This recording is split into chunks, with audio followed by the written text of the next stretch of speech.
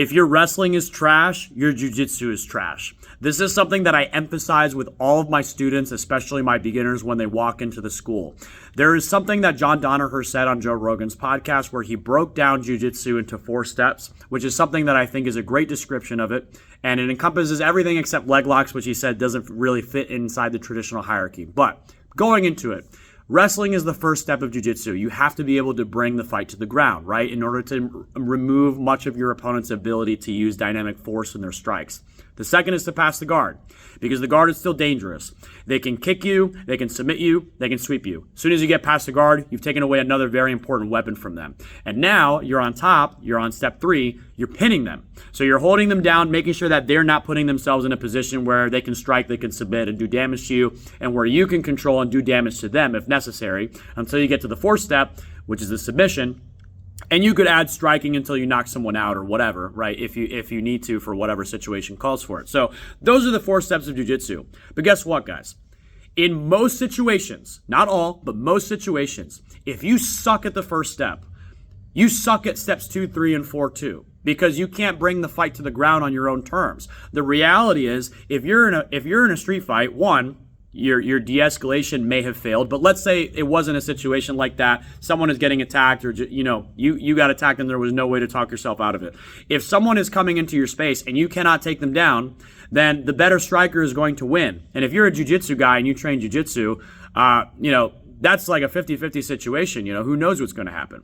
You need to be able to take the fight to the ground in order to impose your jiu-jitsu.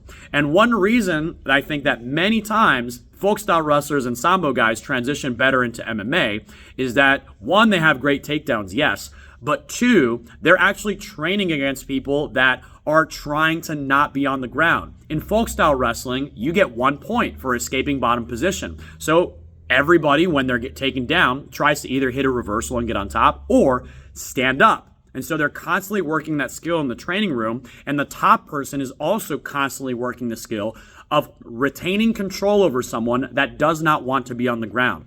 Many times when you're practicing jiu-jitsu, you're going against someone that either sits down, or if you take them down, they're not making an active effort to stand up. Whereas if you're in a fight against the average person, that's all that they're going to try to do, especially if they don't know jiu-jitsu. They're not going to want to be on the ground. So you have to train that skill set. And if you don't, then your self-defense is nowhere near as good as you might think.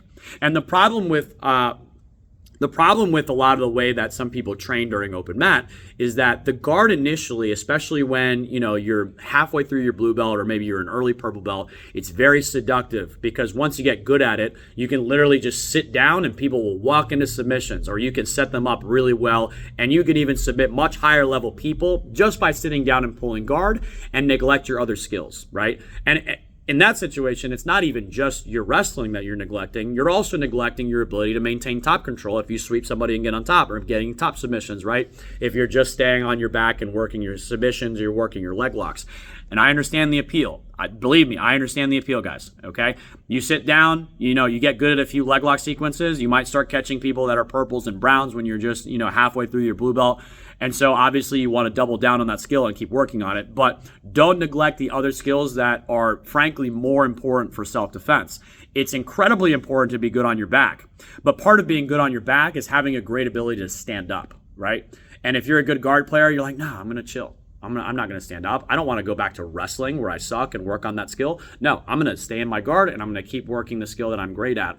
But then you'll never advance in your other skills. And considering that wrestling and taking people down in general and then holding and maintaining control is the most important step of jiu-jitsu, because it precedes any other step.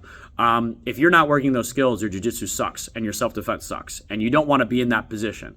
I have the philosophy that I want my guys to be great at sport jiu-jitsu, but I also want them to be great at self-defense jiu-jitsu.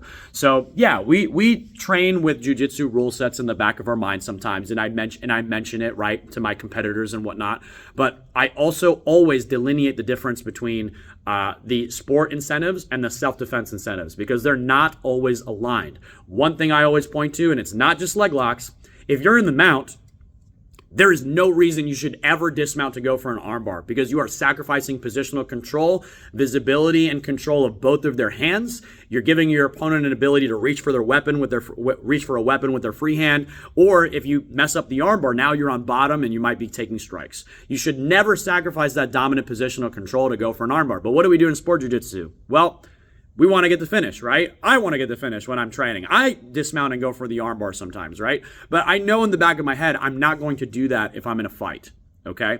And sometimes you need to train with that in mind, and that's why it's important to train with strikes, and it's something that I'm slowly going to implement in the new blue belt class that I just started, and I suggest that you guys train that way too, so that you can make sure that your incentives when you're rolling are more aligned with what the self-defense incentives are. So, guys, don't let your jiu-jitsu be trash. Make sure you guys are working takedowns. I have a very easy way to do it if you want to get started and you're afraid of injury. Just simply find a partner, do hard hand fighting until the person whose turn it is goes for their takedown, and then you stop resisting and you focus on falling. That allows the person that goes for the takedown to practice their wrestling and practice multiple different takedowns and their realistic approach, while the other person is focused on falling. That allows you to train safely because you're learning how to fall from all sorts of different takedowns, and you're also learning how to do a bunch of different takedowns properly. If you're a new person, I would suggest do that drill for 6 months before you're ready to roll live from standing, and then start rolling live from standing. But make sure that you keep in mind the lessons that you learned when you're doing that drill. Make sure you're looking after yourself and your training partner. Thanks, guys. Have a great day. Don't let your jiu-jitsu be trash. Make sure you're training your takedowns.